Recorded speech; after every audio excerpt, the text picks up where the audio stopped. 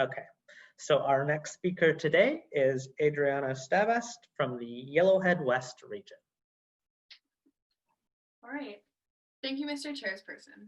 Welcome, honorable judges. My name is Adriana Stavast. I'm 15 years old, and this is my 7th year in 4-H. Today, I'm representing the Yellowhead region. In the past, our future predictions may have not been too accurate with looking at popular culture thinking we'd have hovercrafts and teleportation by now. But the future of farming is much more accurate and closer than we expect, with our image growing clearer every day thanks to the use of agritechnology. First off, what is agritechnology? Agritechnology is when innovation and technology are combined and applied to agriculture. It uses these key elements to make food production much more efficient in not only time, but also money and energy, making farming much more sustainable and eco-friendly.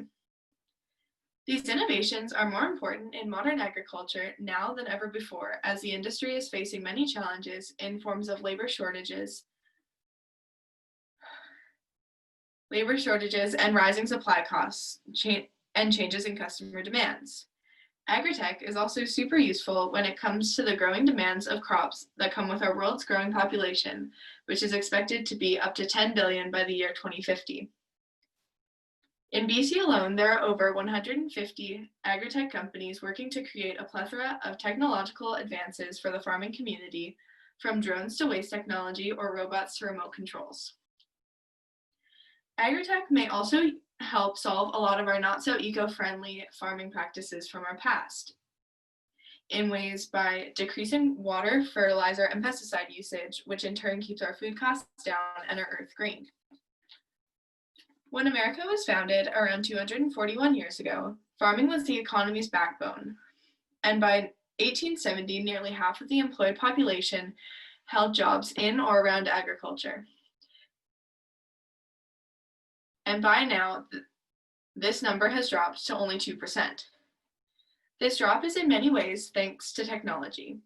For example, with our old technology, it would take someone like Charles Ingalls and his single-man cow plow months to farm 1 acre, when now farmers only take a matter of hours with their tractors, and who knows what the future may hold. When taking a glance into what our future of farming may look like, the image gets clearer every day, with scientists constantly at work to bring farmers innovations that make their jobs much easier. For example, CRISPR is a technological advancement where scientists are able to access and modify DNA of bacteria and other organisms in order to breed out imperfections and abnormalities. And this, in the future, is going to be applied to food in order to make a more efficient and less wasteful production.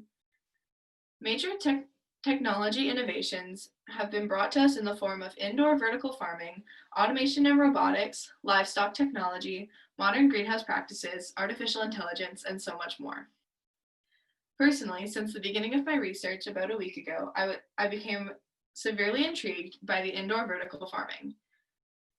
It can be defined as the practice of growing produce stacked one above another in a closed, controlled environment. Indoor farming can increase crop yields, overcome limited land usage, and even reduce farming's impact on the environment by reducing the distance needed to travel.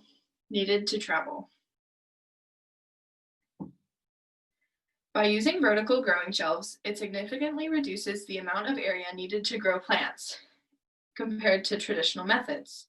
And vertical farming is often associated with city and urban living due to its lack of property. Most of these vertical growing systems are either hydroponic, where vegetables are grown in a bowl of nutrient-dense water, or aeroponic, where the root of the plant is sprayed with the same nutrient-dense water. Another method that has fascinated me for as long as I can remember, even before starting this speech, is artificial intelligence.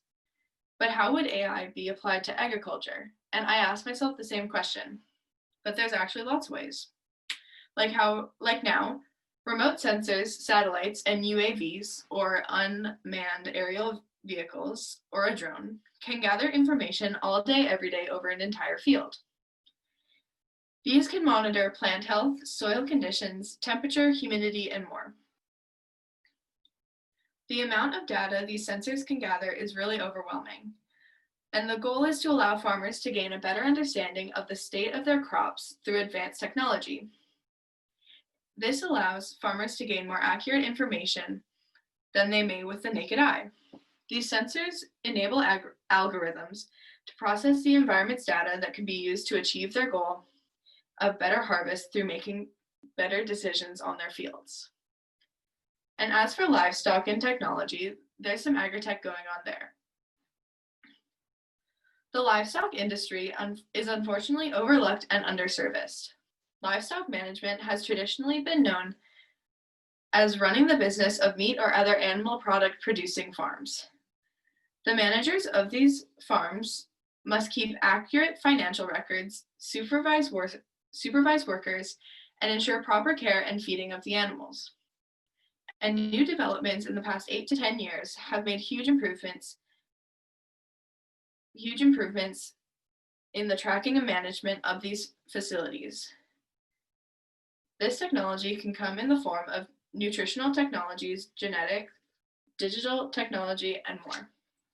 In conclusion, farming has gone from the ox and plow to the push of a button, and who knows where it's going next. Thank you.